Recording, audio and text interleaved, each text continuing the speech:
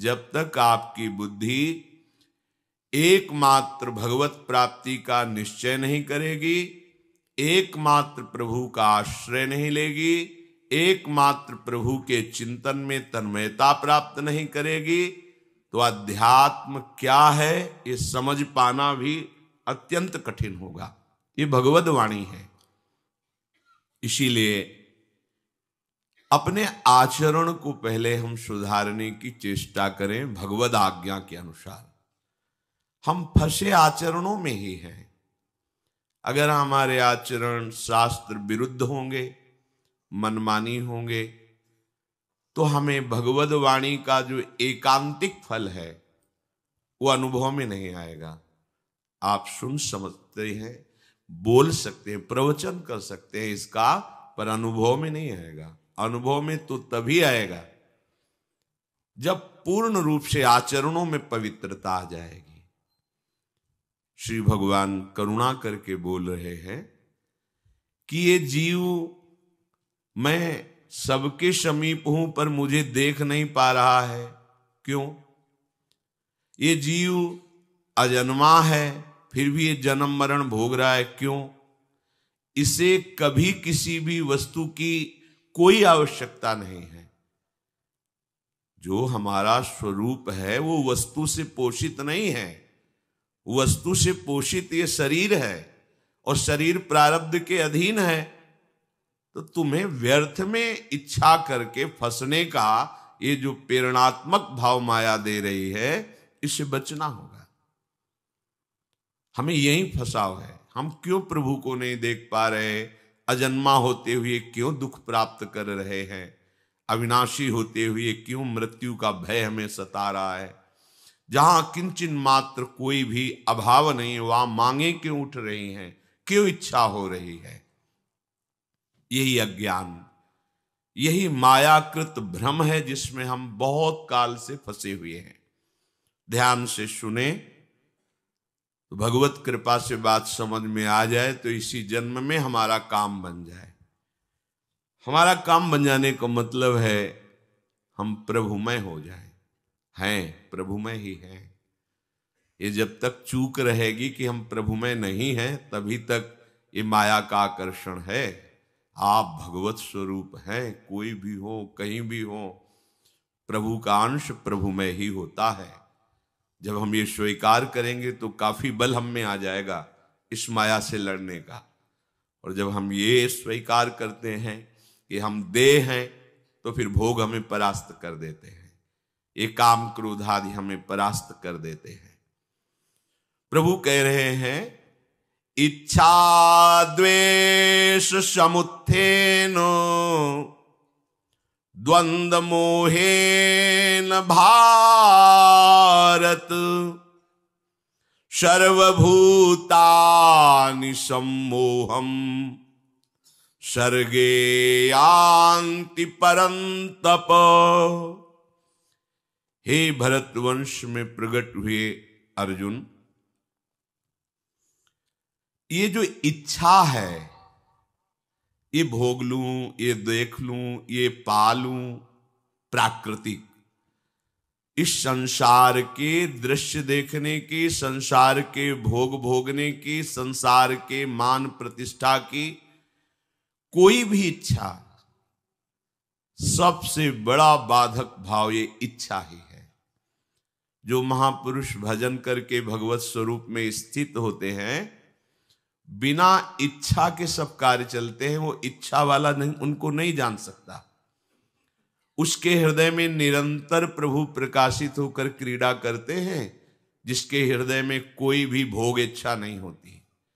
जाहि न चाही कबहु कछु तुमसन सहज स्नेह बसहु निरंतर तासुर सोराउर निज गेह। हे प्रभु, जिसे कभी कुछ पाने की इच्छा नहीं है, आपसे सहज में प्रेम है, उसका हृदय आपका निज घर होता है। आप वहां निरंतर वास कीजिए, वो आपका घर है। श्री वाल्मीकि जी महाराज कह रहे हैं। यहां श्री भगवान कह रहे हैं, ये इच्छा ही जीव के बंधन का कारण है। यहां तो इच्छाएं समुद्र की तरंग की तरह अटखेलियां कर रही है। जैसे समुद्र में अनंत तरंगे, ऐसे अनंत इच्छाएं, एक दो इच्छा है, अनंत इच्छाएं, ऐसा हो जाए, ऐसा हो जाए, ऐसा हो जाए। अगर कहीं प्रारब्धवशात भगवद इच्छा से ऐसा हो भी जाए तो और भी इच्छाएं, इच्छाओं का कभी अंत नहीं पाया गया। इच्छा त्याग से ही इसका अंत होता है।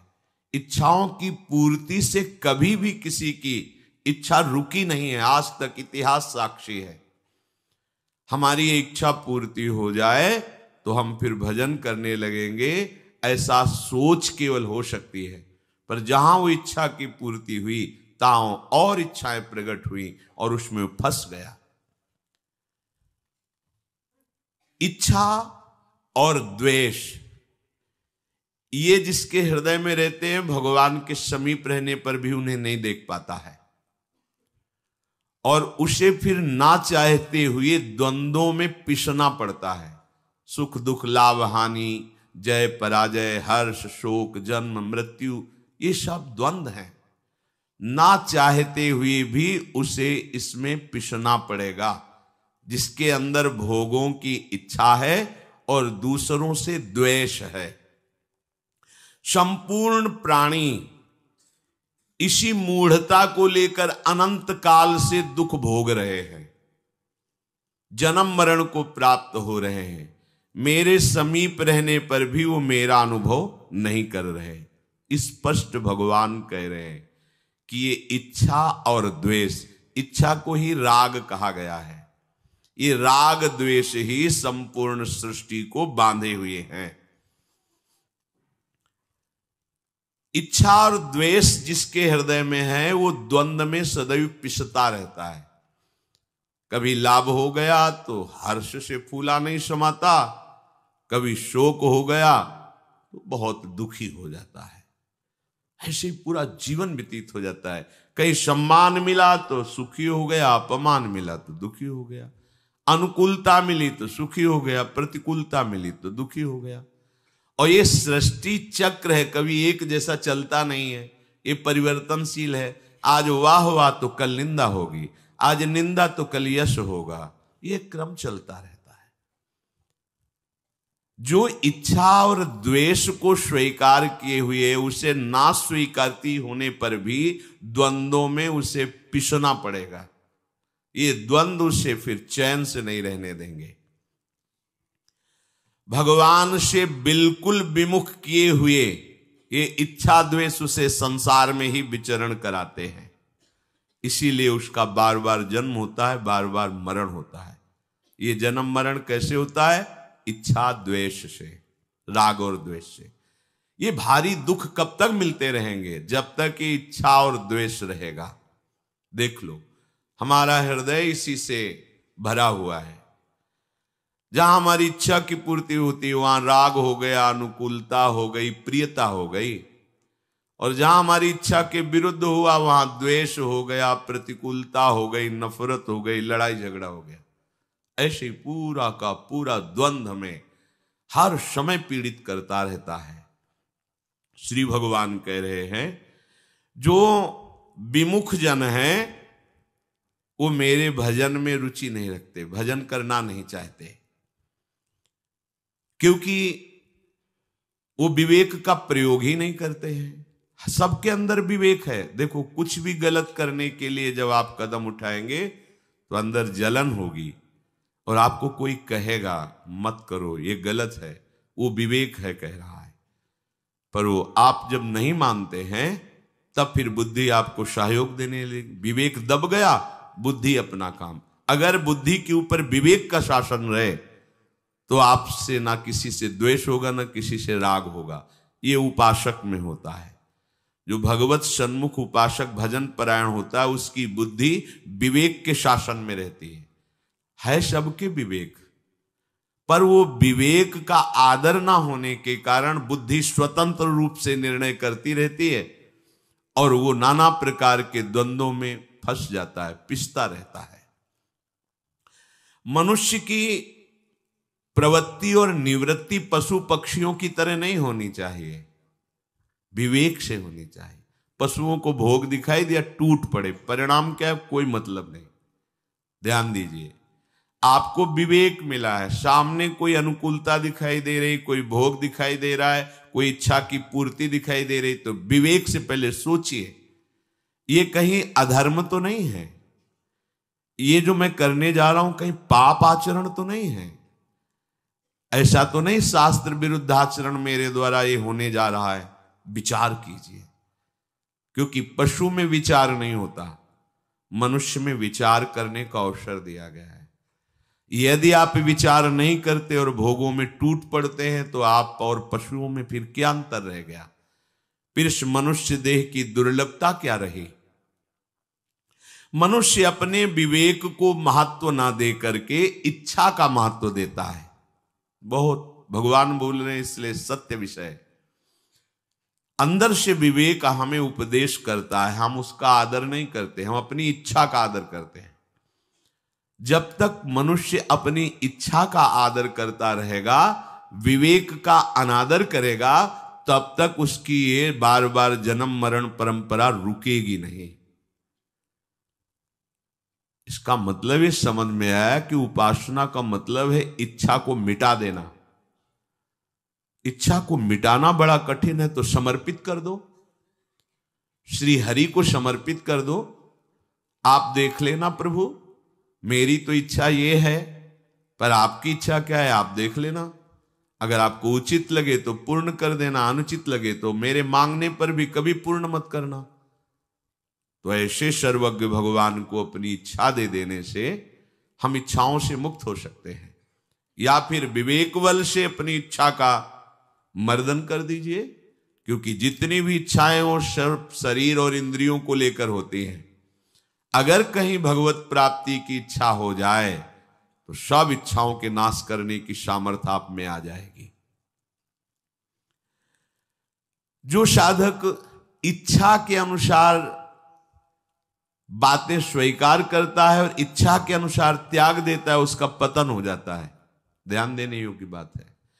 हमारी इच्छा के अनुकूल गुरुजनों की बात हुई तो स्वीकृति, और इच्छा के प्रतिकूल हुई तो करके देख लेना, परिणाम में आपका स्थान निम्न कोटि का होगा। जो उच्च स्तर का भगवदी वातावरण में प्रवेश, वो आंतरिक नहीं होगा। आंतरिक प्रवेश तभी होता है अध्यात्म में जब जोई जोई प्यारो करे सोई मोहि भावे। अपनी इच्छा का ही मर्दन कर देना, ये महात्मा का स्वरूप है, चाहे वो गृहस्थ में हो चाहे विरक्त में हो। यह अध्यात्म उपासक का स्वरूप है। विनिवृत्य कामा, जो अध्यात्म नित्या है, नित्य अपने आत्म स्वरूप में स्थित होना चाहता है या भगवत प्रेम प्राप्त करना चाहता है, कोई भी सद असद इच्छा नहीं, न सद न असद, विनिवृत्त कामा। तो अपने आप देखो, इच्छा खत्म तो द्वंद्व विमुक्ता, समस्त द्वंद्वों से मुक्त हो जाता है। बिल्कुल सत्य सिद्धांत। कोई न सद इच्छा ना असद इच्छा, क्योंकि ना हमें सद इच्छा की जरूरत है ना असद इच्छा की। जो हमारा स्वरूप है उसके लिए इच्छा की जरूरत नहीं, इच्छाओं के त्याग की जरूरत है। ये गूढ़ रहस्य अध्यात्म का है। ऊंचाई पर पहुंचोगे तब समझ में आएगा, प्राकृतिक धरा से आप इसको नहीं समझ सकते। तो श्री भगवान कह रहे हैं कि वृत्तियां होती हैं दो तरह की, एक होती है लगाने की वृत्ति, एक होती है हटाने की वृत्ति। सब में होती है, स्वाभाविक भगवान ने रचना की है। दो प्रकार की वृत्तियां होती, एक हटाना, एक लगाना, अर्थात अन्वय और व्यतिरेक। व्यतिरेक नहीं करना, अन्वय हाँ है, ये करना है। अब ये दोनों बातें संसार में मनुष्य लगा दिया। अनुकूल को लगाने में स्वीकार कर लिया और अपनी इच्छा के प्रतिकूल को हटाने में बात बिगड़ गई। एक वृत्ति है हटाना, एक है लगाना। दोनों अनुकूलता को लेकर के वो कर रहा है। देखो अंतःकरण धर्म के अंतर्गत देखो, जो उसे प्रिय लगता है उसमें तो वृत्ति लगाता है, जो अप्रिय लगता है उससे वृत्ति हटा देता है। यह संसारिक ही है। हटाना और लगाना कहां से हमें प्रमाण होगा? प्रभु में वृत्ति लगाना है और भोगों से वृत्ति हटाना है।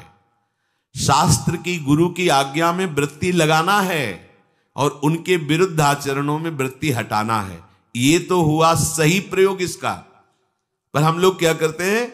मन की इच्छा में लगाना है और मन की इच्छा के विरुद्ध हटाना है। वो इच्छा में ही विचरण कर रहा है। हटाना लगाना उसका कोई महत्वपूर्ण नहीं हुआ। संसार से राग रहित होना ही हमारे जीवन का परम लक्ष्य होना चाहिए। जब वृत्तियां दोनों प्रकार से हम संसार में ही लगा देते हैं तो हमारे अंदर द्वंद्व प्रकट हो जाते हैं और इन्हीं द्वंद्वों में हम बहुत काल से पिसते चले आ रहे हैं। और यदि हम ऐसा प्रयोग करें हटाने लगाने का कि बार बार हमें नाम जप करना है और नाम से जो वृत्ति विषय भोगों की आदि आदि संसार की नाम से हटाती है, हमें उसको हटाना है, तो बहुत जल्दी संसार से वैराग्य और भगवान से प्रेम और अपने स्वरूप का बोध प्राप्त हो जाए। भटकने की जरूरत नहीं, ध्यान दीजिए। यदि हम हटाने की वृत्ति और लगाने की वृत्ति दोनों इच्छा के अनुसार रखेंगे तो संसार ही हाथ लगेगा। और यदि हम लक्ष्य पे रखेंगे, लक्ष्य है हमारे श्यामा श्याम, इनका नाम, इनके रूप, इनकी लीला, इनके धाम में वृत्ति लगाना है और जो भोग, जो व्यक्ति, जो विषय, जो दृश्य इनसे हमें हटा दे उससे वृत्ति हटाना है। बहुत जल्दी हमें संसार से वैराग्य, आराध्य देव से प्रेम और स्वरूप का ज्ञान तीनों एक साथ होते हैं। जैसे जैसे आपका चिंतन बढ़ता जाएगा वैसे वैसे स्वरूप का बोध और भगवान की झांकी आंखों में आने लगती है। तभी प्रीति होती है, विकलता बढ़ती है और संसार की निस्सारता उसके अनुभव में आने लगती है। सार इसमें केवल श्री भगवान है, अन्यथा कुछ नहीं है। जब हम राग का पोषण करते हैं तभी द्वेष की गुंजाइश होती है। द्वेष की कोई अलग से सत्ता नहीं है। हम जिस व्यक्ति से, वस्तु से, भोग से राग करते हैं, इच्छा करके भोगते हैं, और जब वो हमारे अनुकूल नहीं होता तो हमें द्वेष हो जाता है। द्वेष की अलग कोई सत्ता नहीं है, वो राग से ही प्रकट होता है। पहले राग होता है फिर द्वेष होता है। अगर राग ना हो तो किसी से द्वेष होगा ही नहीं। इसीलिए जो भगवत प्रेमी महात्मा हैं उन्हें अजात शत्रु कहा गया है। हरिवंश नाम लीन जे अजात शत्रु ते सदा, प्रपंच दंभ आदि दे तहां कछु न पेखे। जो निरंतर नाम रूप में डूबे हुए हैं उनका किसी से राग ही नहीं, इसलिए किसी से द्वेष नहीं। तो वो क्या हुए? अजात शत्रु, अर्थात त्रिभुवन में कोई भी एक भी शत्रु उनका नहीं होता, जो भगवत प्रेमी महात्मा होते हैं। जब हमारा राग द्वेष का रूप धारण कर लेता है तो बड़ी हिंसात्मक वृत्तियां जागृत होती हैं। प्रायः इसी में सब विचरण करते हैं। हमने तुम्हें इतना प्यार दिया, इतना दुलार दिया और तुम हमारे प्रतिकूल हो गए। राग अब द्वेष में आ। देख लो, आंख खोल के देख लो, संसार में यही हो रहा है। इतना वो पाप रत हो जाता है कि कोई गुंजाइश ही नहीं रह जाती उसके कल्याण की, मंगल की। एकदम घोर अपवित्र हृदय हो जाता है। फिर ऐसे लोग संतों को, भगवान को, शास्त्रों को जो मन में आया सो बोलते, क्योंकि मलिनताकरण है। फिर भगवान की तरफ चलने का अवसर ही माया नहीं देती।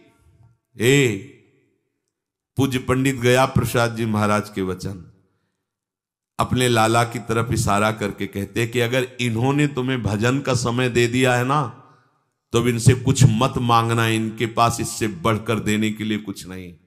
अर्थात ये जितना मायाकृत वैभव है इससे सबसे श्रेष्ठ फल है कि हमें समय दे दिया गया भजन करने का।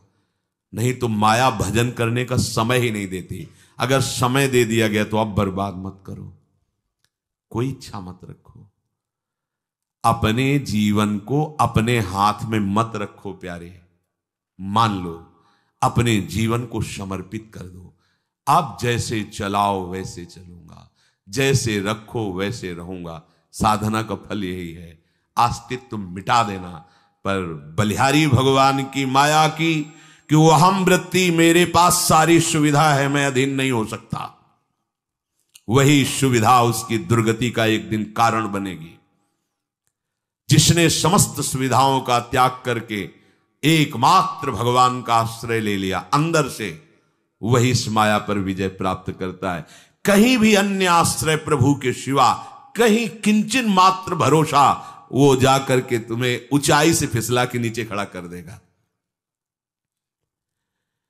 कभी कभी ऐसे लोगों को सत्संग की बातें भी भगवान कृपा करके सुनने का अवसर देते हैं, शास्त्र पढ़ने का भी अवसर देते हैं, अच्छी बातों पर विचार करने का भी अवसर देते हैं। पर उनके मन में राग होता है भोगों का। अहम की वृत्ति इतनी गहरी बैठी होती है कि वो इन बातों को पढ़कर सुनकर भी हृदय में बिल्कुल नहीं धारण कर सकते। वो करेंगे मनमानी ही, वो अपनी अनुकूलता के अनुसार ही करेंगे। और जब तक ये अनुकूलता प्रतिकूलता है तो इसी का नाम द्वंद्व है। द्वंद्व है तो राग है, इच्छा है, इच्छा है तो देहाभिमान है, देहाभिमान है तो हाथ कुछ नहीं लगा अभी तक। ये देहाभिमान जितना गलित होता है उतना ही साधना में कुछ प्राप्त हुआ है। पूज्यपाद सिउड़िया बाबा जी महाराज, जिनका मन एकाग्र है, जिनको किसी नवीन भोग भोगने की इच्छा नहीं है, जिन्होंने अपना पूरे जीवन का भार प्रभु के चरणों में समर्पित कर दिया, योगक्षेमं वहाम्यहम् केवल अनन्यस्य चिन्तयन्तो माम, वो देहाभिमान रहित महापुरुष परम पद को प्राप्त होते हैं। जब उपासक प्रतिकूलता को हटाना खास बात समझ लेता है और अनुकूलता को भोगना खास बात समझ लेता है, तो वो परमार्थ का पथिक नहीं, वो केवल जीवन निर्वाह कर रहा है। ध्यान दीजिए, अनुकूलता को भोगना, प्रतिकूलता को हटाना, ये साधक का कार्य नहीं है, ये सांसारिक पुरुष का कार्य है। भगवत भजन को बढ़ाना और संसार के चिंतन को हटाना, यह साधक का कार्य है। अनुकूलता प्रतिकूलता की तो कोई गुंजाइश ही नहीं। भारी से भारी प्रतिकूलता में भी वो निर्भय होकर निरंतर आराध्य देव के चिंतन में लगा रहता है। भारी से भारी अनुकूलता में भी दैन्य होकर के भगवान के चरणों में निरंतर अपने चित्त को लगाए रखता है। परमार्थ और व्यवहार का अंतराय है। हृदय में दृढ़ इच्छा और द्वेष को पकड़े रखता है। ये कई वर्ष व्यतीत होने पर भी ये वही आदमी है जिसने हमें कड़ुआ बोला था। हृदय इतना तुम्हारा कूड़ा करकट से भरा है कि इतने वर्ष हो गए अभी तक उसे मिटा ही नहीं पाए, वही दिखाई दे रहा है तुम्हें। शास्त्र कह रहे हैं, भगवान कह रहे हैं कि मैं ही सर्वत्र हूं, आज तक ये बात नहीं पकड़ पाए। और ये वही आदमी गंदा आदमी है, ये तुम अभी तक पकड़े बैठे हो। सुना सत्संग, पढ़ा शास्त्र, विचार किया तो पाया क्या? क्या आपकी इच्छा निवृत्ति हुई? आपकी राग निवृत्ति हुई? नहीं हुई। बोले हम अपने अनुसार देखो, जड़ भरत जी का जीवन देखो, जैसी प्रकृति उनके शरीर की व्यवस्था करती थी वैसे उनको कोई मांग नहीं। कोई जला हुआ भुना हुआ खरोच करके जो फेंकने जाए वो खा लिया। कोई काम करवा रहा है, काम कर दिया। ब्रह्मानंद में छके हुए महापुरुष, उनके जीवन को पढ़ के देख लो। जब तक कोई इच्छा है तब तक हम कैसे साधना की ऊंचाई पर चढ़ेंगे? क्योंकि इच्छा ही वो बोझा है जो आगे नहीं बढ़ने देती। इच्छाओं का मर्दन कर देना, इच्छाओं का दमन कर देना, कोई भी आवश्यकता न रह जाना, यही अध्यात्म की ऊंचाई है। कोई भी आवश्यकता न रह जाना। हम आवश्यकता को मिटाने के लिए चले हैं, आवश्यकता को बढ़ाने के लिए नहीं। हमारी आवश्यकता केवल प्रभु है। अब वो जैसा चाहे वैसा चलावे। हमें केवल अपने आराध्य देव की तरफ चलना है। अच्छा, जो द्वंद्वों में फंसे हैं, अगर वो कहीं किसी एक विषय पर दृढ़ राग कर लें और सब विषय छोड़ दें, तो उनके कल्याण का मार्ग खुल जाएगा। बड़ी सूक्ष्म बात है। किसी एक विषय पर हमारी दशा क्या है? प्रपंची स्वभाव है। अभी ये भोगा, अभी ये भोगा, ये भोगा, ये भोगा, बहुत फैलाव। किसी एक विषय पर, जैसे धनुर्दास जी की पूरी आसक्ति समट करके अपनी पत्नी के रूप में हो गई थी, कहीं आसक्ति नहीं थी, ना अपने से ना पराये से। बड़ी ऊंचाई पर पहुंच गए इस आसक्ति को लेकर। ना अपने शरीर की शुद्धि है कि लोग क्या कहेंगे। अब सामान लेने अगर घर की कोई सेवा की बाजार में जाना है, तो वो अकेले नहीं जा सकते थे, पत्नी के बिना नहीं जा सकते। और वो भी ऐसे नहीं कि साथ ऐसे चले, रूप देखे बिना नहीं रह सकते। तो धूप ना पड़े उनके रूप में ऐसे छाता लेकर के और बैक पीछे हटते जाते थे, उल्टा चलते, सामने पत्नी आ रही, लोग हंसी दिल्लगी मजाक करते, कोई परवाह उनको नहीं थी। आसक्त चित्त, देखो सब जगह से हटकर एक जगह आसक्ति हो गई। इस एक आसक्ति का चमत्कार हुआ कि ये सूचना आचार्य चरण तक पहुंची।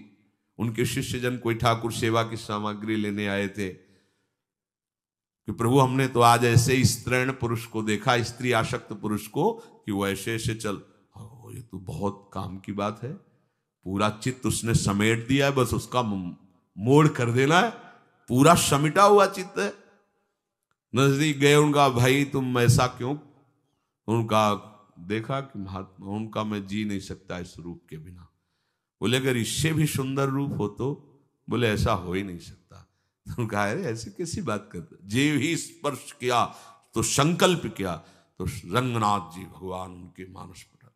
अब तो छाता गिर गया, क्योंकि रूपाशक्त थे। जीव ही भगवद रूप का प्रादुर्भाव आचार्य कृपा सब छूट गया एक जगह। श्री बिल्व मंगल जी महाराज भोगाशक्त पुरुष, यौवन अवस्था का शरीर में जब आवेश हुआ तो चिंतामणि नाम की वैश्या, इतनी सुंदर नवयुवती और ऐसी गायिका, ऐसा नृत्य, ऐसा हाव भाव, ये देखकर तो लुट गए।